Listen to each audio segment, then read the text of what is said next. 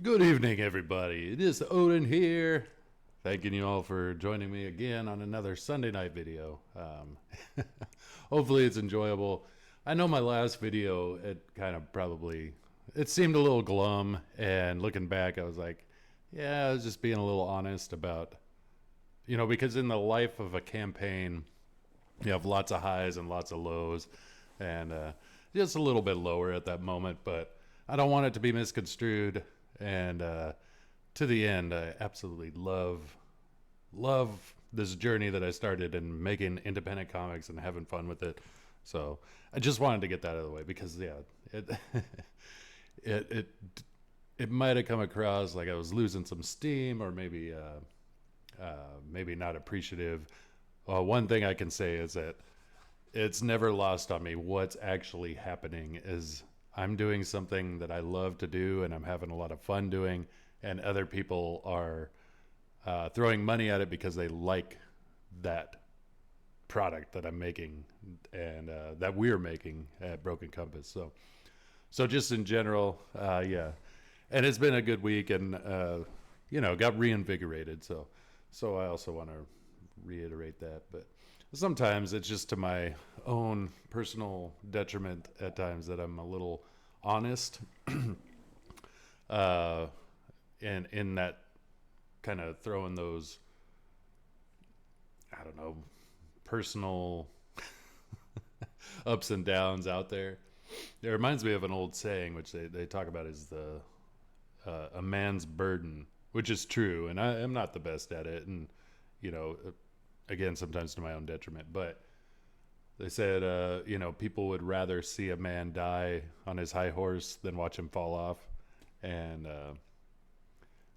kind of being the man's burden, and that's totally true. And you know, as my dad got older, and then watching him pass away fairly recently, it was one of those things. It's a hardest pill to swallow that the strongest person you've ever known suddenly becomes weaker and more enfeebled, and as they're getting older, and it's just like it's the reality for all of us.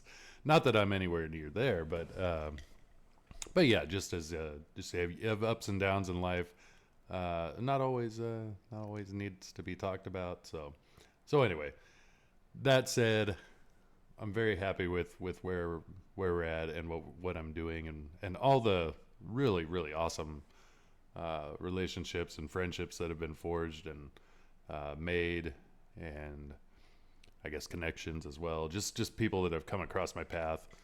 I don't think anything's particularly by accident. I don't want to get like too hokey with all that, but I do try to. It keeps me gratuitous, I guess, to like feel that the people that come across my path are almost divinely there. Yeah.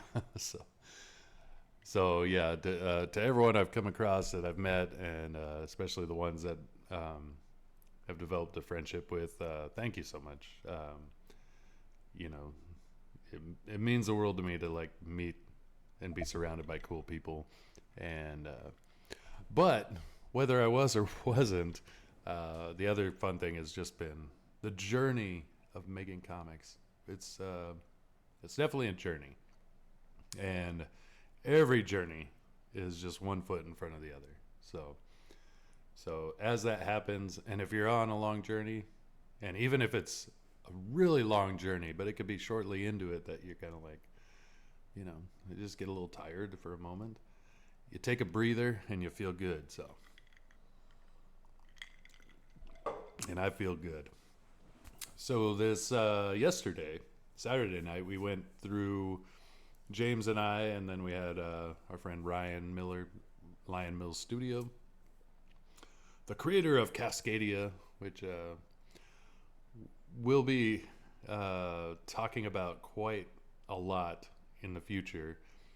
I even talked to him the other day. I was like, well, yeah, we'll put this out, and he's like, well, we don't have to right away. And I'm like, okay, fine. We're kind of in full kill them dead mode. So, but Cascadia, be on the lookout. Yeah, we'll be talking about it a lot coming out soon. But anyway, Ryan Miller, and James and myself, we went through all these powerful, badass submissions for the Kill Them Dead art contest. When we first threw the contest out there, we got a few people showing some stuff, but as it stands, there's 4 winners that are going to be named. And, at a certain point, we had like 4 submissions, and I'm like, well, these guys are at this point going to win by default. So I was like, hoping we get some more submissions, and then kind of at the 0 hour, we got just a flood of some really awesome submissions. And so it was really, really fun. And again, it's not lost on me, how humbling it is to like see these really awesome artists throwing down their best work just for our little campaign, that we're doing. So, and it's not a little campaign; it's a big thing, especially to us. It's a really big undertaking, and we're super excited to like make this product and have it not only to everybody who backs, but to just have it in perpetuity as something awesome that we created and would be very proud of. So yeah, that is that was really cool. Like going through all the different artists and all their submissions. For one, not a single one seemed like derivative of another one or derivative of the campaign that we're putting out. So none of them looked like they were like Skunk Artworks ripoffs or something, Very unique, talented individuals put their hard-earned time and energy into it. So in my book, they're all winners in a very literal sense. But in an even more literal sense, there will only be 4. They'll go to the judges for scoring. And then... we'll announce the winners next Saturday. As long as we get all the judges' responses before then. But I don't imagine that'll be a hard thing. So, thank you once again to everybody who submitted. And then, just had a blast hanging out, talking about them, and just oohing and ahhing over all the talent. It was great. So we ended up with, I think, 15 in total. So yeah, I didn't have to worry about like just 4 submissions. It would really suck if we got 5. That would have been the worst. Because then like 4 people get chosen, that one odd man out would just feel horrible. I would feel horrible for them. So like, how could we incorporate this? But we want to give credit to these artists, and so try to put all of them in print somehow. So we're talking about that. Hopefully we can do that. So Kill Them Dead, new news on the campaign. We added a couple tiers, I guess by popular demand. I haven't seen anybody back those tiers, but I don't know that it's not been very much announced yet. So I'm going to start spreading the word about that. But we added 2 more tiers, and we didn't want to do this originally because we had this high-minded ideal about what the campaign actually is, and that was you buy the book and the record. They're a combo pack. They're meant to be experienced together, which made it a little more expensive. We understood that, but now at this point, we're really trying to crunch what we can actually do to increase the possibility of more backers, because we really want that, obviously. And I realized, and we all realized, and we talked very, very long about this even before we launched the campaign, about this possibility, and we just opted against it, but now we're going with it. And that is a long-winded thing to tell you what these 2 new tiers are. You can now back it and get just the book or just the vinyl if you want. Again, it's not really the way it's intended, but at this point, I want to get cool things because I think they both stand on their own very, very easily. Cool things that we're making into people's hands. That's all I want. And so even if we have to kind of go against our own ideals for what the high-minded thought process is behind the campaign and what we're making this project. I still want I want more eyes. I want more people to enjoy it. I know that my time in music, I had fans more or less, like, and they became friends, a lot of them, but people who were supportive of what I was doing in music, and they really liked my voice. They really liked my approach to music, etc. And when I started going into the comic book world, they were all like, "Hey, that's cool," but I could tell like they don't give a shit about comics. And to me, in my mind, like comics and metal are part and parcel. Like they just seem like peanut butter and jelly. They just seem to go together. But not everybody else is like that. There's plenty of people who love comics that don't love metal.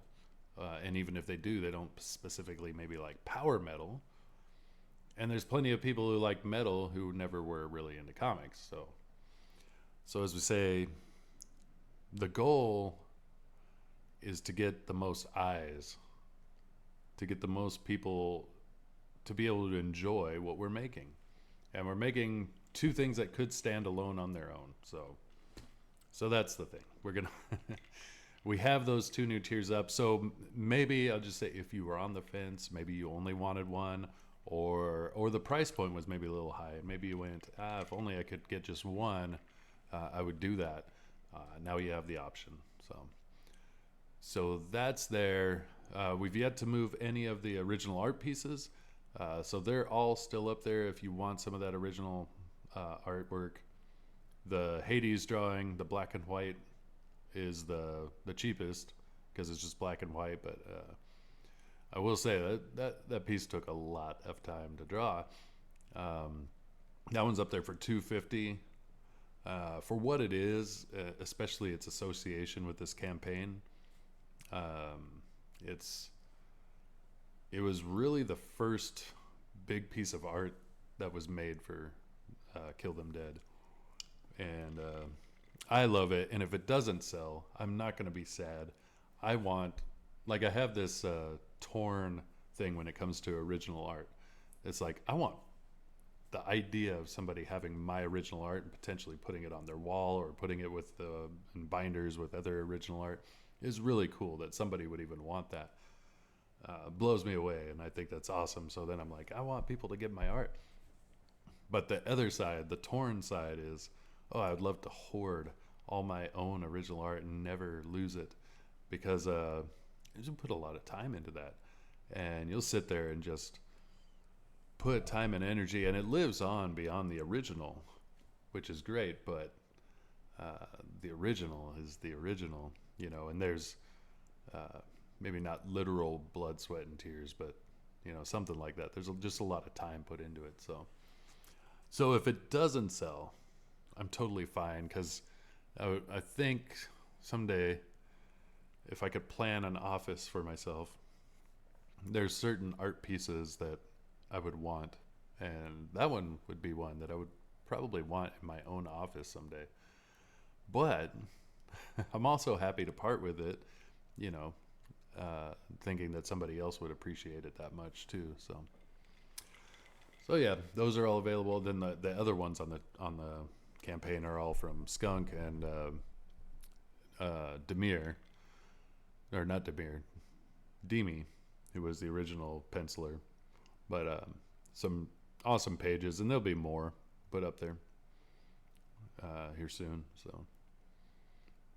But those ones go for a little bit more. They're hand painted. It's a collaborative thing, two artists, and they're actual pages from the book, so they're a timepiece of history. So, yeah. Let's see, what else? So I talked about the Kill Them Dead art contest. It was a blast. Not much else. I've talked a lot about the house that I'm purchasing, and I just the closing date is not until November 20th, so there's a lot of like time in between just to make sure all the shit's organized, taken care of. The house inspections went great. The appraisal went great, so they appraised it higher than my purchase price, which is always good. Um, so so yeah, everything's kind of like gone very well with that, but I just have to wait, and it'll be great. And I might disappear a little bit just during that move, just to get everything in and settled, and but that's coming up. And then immediately coming up, we're all going to celebrate Halloween, unless you don't. You know, some people don't. And I don't blame people for not celebrating Halloween. Like, I don't particularly celebrate it, but I do tend to watch more horror movies and kind of enjoy that macabre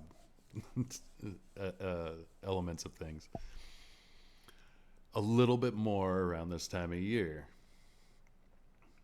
But I don't really celebrate Halloween per se. I think so. My sister hates it, and she just doesn't understand it. And there's a part of me that goes, "Yeah, it doesn't really like. Why do we like horror? Why do we like gore and these things that we know are like gross and disgusting and evil on the surface? We're like, they are bad on the surface. We all know. Like, you're watching a slasher film and you're getting entertained by it, and it's like on the surface, that's evil and bad." And we go, why is it so entertaining though? I've never understood exactly why. Now there was a time when I associated it religiously, or you know, um, yeah, I guess religiously, not so much spiritually, but religiously, with the Christian faith. It basically makes sense. And the reason I say that is because I was a Slayer fan. Oh, I still am a Slayer's fan. I've always loved Slayer. And it's a very similar thing. Like, it's very dark, evil undertones and overtones in everything they do. And the music is dissonant and aggressive and dark. I'm like, but I like it. I can't just pretend I don't. And I really enjoy it. And again, like, speaking of my sister, she doesn't understand it, which is fine. Not everyone understands it. Heavy metal, especially like the more extreme versions of it, are they're very acquired tastes. But Slayer had a song on, gosh, which album was it? It was either South of Heaven or Seasons in the Abyss, called Temptation. And there was a line in Temptation that he said, like, you ever wonder why it's evil you're attracted to? And they were kind of making a point like, hey, it's cool to be evil because it's what you're naturally attracted to. But they're speaking to their audience, obviously. But that always made me think of, this concept of like original sin that is Christian concept, which is basically like you're kind of faulty, I guess. You're not where you should be as a human, just naturally. We're not where we should be. And that's kind of this idea of original sin, that we fell from the grace of what we could ascend and actually be. And I ascribe to that in a lot of ways, and I don't in others, because there is a defeatist element in it that I don't like. But there's another element that I find very true, which is there is an instinct, and I don't know if I could call it a perversion, but an instinct inside of us that it's an easy answer, and it's often a go-to instinctually, and it comes back to self-preservation, but to lie, to cheat, to steal, all these things that we know of as sin, or things we know are wrong. Just inherently we know they're wrong, which is an interesting thing, and inherently we also know that we do them. And so I've always I don't know, I wouldn't say struggled with that, but it always made sense in a lot of ways. Um, and then with that Slayer lyric, he's like, "You ever wonder why it's evil you're attracted to?" I'm like, "Yeah, actually, kind of." And so when it gets this time of year, I kind of go like that. I'm like, "Yeah, I love horror movies. Um, I enjoy all of the dark theme stuff. I always have." And I'm like, I don't know how I reconcile that, except for that I just know it's enjoyable and it's fun. So that's the other thing too. I tend towards horror and kind of horrific themed stuff that is actually made for laughs or made fun for whatever way. So when I decided to make Unconditional Shove, I really drew from old EC books that seem to have this really fun element to them, and I think it was because it was comic books, and comic books in general, like especially older comics, really tried to promote this kind of like fun, lighthearted nature to it, even if it was a dark theme. Modern comics, we've taken it, and this happened a long time ago, but I mean, passed into like very dramatic, where some of that lighthearted nature is lost. But I love that, and so when I think of like horror movies that I like, I love John Carpenter movies because he always adds at least some elements of this kind of humor or just fun nature to it. So when I think of one of my favorites is The Thing, it is some of the dialogue and character interactions, they're light even in these dark moments and stuff like that. And so I really dig that. Or like Return of the Living Dead. It's like it's uh, it's a horror movie. Make no mistake. But there's these humor elements, and some of the acting is so over the top and fun. Same with like Evil Dead 2. It's like there's this element of lighthearted nature. It's like that's the type of stuff I like. I appreciated Nightmare on Elm Street kind of for that. It's like Freddy had a little quip all the time, made it almost more disturbing, but also lighthearted at the same time. So I tend towards that. A lot of my favorite movies and comics and things generally have this kind of like undertone of, even if it's not humor, it's just fun and light in that sense. So with the Halloween times, people are like, "Oh, horror movies. Did you watch this one?" I'm like, "Yeah, it's not my alley." If it's like hopelessness the entire time or just dark and you know, I really do appreciate when it has a light element to it, fun stuff. So yeah, that's why I enjoy John Carpenter movies. Um, Certain Stephen King ones have that, but specifically anthology horror typically has that. Just by its nature of being shorter stories, they're just lighter. They're just funner in that sense. So that's always spoke to me. Anyway, I don't know where I was going with all that. Just talking about Halloween. Oh, it all started whether you celebrate or not.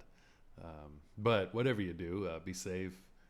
Here, which is surprising. I always expected it to be warmer around here, but it got really cold, and especially it's supposed to be pretty cold on Halloween by their standards here. Like when I grew up in Colorado, it was like there was some really cold ass Halloweens. I remember one year we would do the whole pumpkin bashing thing, sort of hoodlums, just delinquents, but we would load up our backpacks like baseball bats and things like that, and then we'd walk around the neighborhood. But it was so cold, like this pumpkins were like frozen solid. It was like hitting a rock with a aluminum bat, and it would just jar, and it's cold, and it wasn't the funnest pumpkin bashing experience. But I do remember that hitting one with a baseball bat, and it just felt like hitting a solid rock. um, but in Colorado, growing up, that was always my joke was, and I'm sure there was probably some years where it wasn't like this, but there was always snow on the ground, or it was snowing on Halloween. Like in Colorado, where I grew up, it was just you had already had some snow, or it was snowing on Halloween. So, and then when I moved to Spokane, it wasn't quite like that. They had a few where it was snow and a few where there wasn't. Here, and we're not getting any snow, but it's going to drop below freezing uh, during the late wee hours next couple days. So, but yeah, have fun, enjoy it. I mean, there's something fun about, as long as you keep it fun about the time of year, and then I'd say this holiday and Christmas, they just have like a fun element that I've always enjoyed. Whatever magic is in the air with the spirit of things. So on Halloween, I won't have my kids because it's a weekday. And so I was like, what am I going to do? Well, I'm going to go to the theater that I just found. They're playing Halloween the movie. I figured that would be a fun time because, again, John Carpenter. Not a particularly lighthearted John Carpenter movie, but one of his best. And probably his most famous as far as like just impact and everything. I'd say maybe Big Trouble in Little China might be close, but I think Halloween probably had the longest impact as far as what he's made. So that'll be cool. And yeah, that'll be my Halloween. I'll be working all day. And I don't imagine I work with a lot of people, so possible I might see some costumes or some Halloween element things. I don't know. You don't know when you start a new job. I'm not going in costume. Yeah. The only time I do is if I'm like specific, like going to a party, or we used to play shows on Halloween, and then it's like, well, as a band, you're going to go in a costume, So that's the only time I really dress up as an adult. Some people as adults or their whole family, they all dress up or whatever, and that's fun. I'm just, I don't know, too boring for that, I guess. I don't know. Because I'm like, why today? Like, why couldn't I do this, in August or something, or February? Why couldn't I dress up then?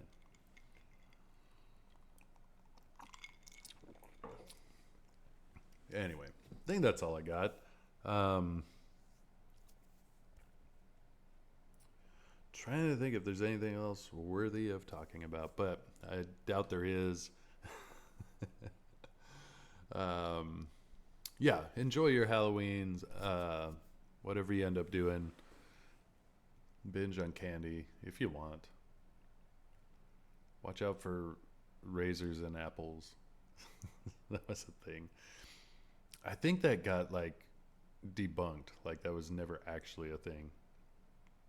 But when we were kids, my generation, most anybody who's watching this, it's the same age roughly as me. That was what they talked about. Was like, oh, people are handing out apples or caramel apples, but they're putting razor blades inside. So these evil people would put a razor blade in there, so when a kid bites down on it, they just get a mouthful of razor blade. And I'm like, that's crazy. Who would do that? And like, obviously, if it was real, it'd be some very sinister person because they're doing it to children for one. But I think that got debunked as just like an urban legend. But I remember my mom saying stuff like that, talking about it. And that ended right there, pre-pack or anything that wasn't packaged. So all candies packaged, and everyone worries about that. Yeah.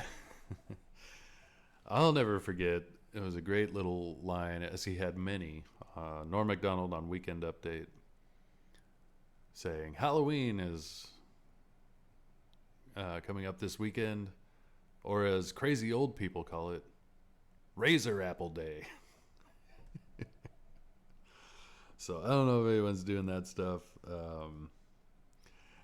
And when I was younger, Halloween was a time for just, like I said, delinquency. Just being, just nothing evil, but just crazy. Like we were egging houses. We were, um, stealing candy, like those porches that would have, like, just take one, we're watching. And we just, like, take the whole thing. We were little shits, of course. Had a whole crew of friends, and we were vandals, we were delinquents, just always, I don't know, you get charged up over that stuff and think it's fun. And then as you get older, you're like, that was somebody's property. That was, what a dick. So hopefully none of that comes back to haunt me. I've learned my lesson. I would never be like that now, but like,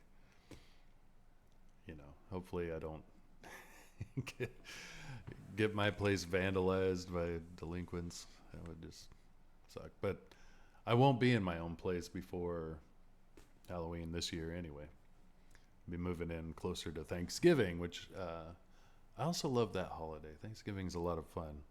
I think it's because of the family element. I think even more than Christmas, it seemed to have a cohesive family. I think Christmas would probably have that, but it gets, the gift giving kind of takes over, and it's overshadows the actual family stuff, which centers around eating, breaking bread together. I also like watching football. It's nothing like eating a ton of food with friends and family and watching football. I just love it. Anyway, Halloween. Enjoy your Halloween. Check out Kill Them Dead. I'll also put the link to the video, the live stream we did last night, where we went through all of the Kill Them Dead art contest submissions. Really was awesome, very humbling, and we had a blast. I think you'd enjoy it. Go on that journey with us, looking at all these submissions, because I saw them all real time get shared, but it's different when you just take a little moment and appreciate what somebody made. And yeah, it was a lot of fun. So I'll put that link down if you missed it. And then, like I said, next week on the Broken Compass Entertainment channel, Saturday night, we might go a little later, just because there's other shows that I like watching, and had to miss them, so might do that. And then yeah, we will see you then. Also see you next Sunday. But yeah, thank you all. Thank everybody who's not only backed campaigns I made, but just been part of the journey. So it's been a fun journey, and looking forward to many, many more campaigns, many, many more, well, they may not even be campaigns, many, many more books and projects, and many, many more interactions and people, because yeah, I've met some really cool people, and it's really, really been a fun time of just this season of my life. It's different than any other. So with that said, I am going to end it. I've probably been kind of like hinting that I was going to end this video for a long time, but I'm actually going to do it now. So take care. Hope you're doing pure awesome, and wherever you're at in life, I hope you're facing all your obstacles with power, strength, courage, kindness, and care for those you love, and above all, integrity. Do your best, and let the chips fall where they will. So until next time, this is Hoden. We'll see you later.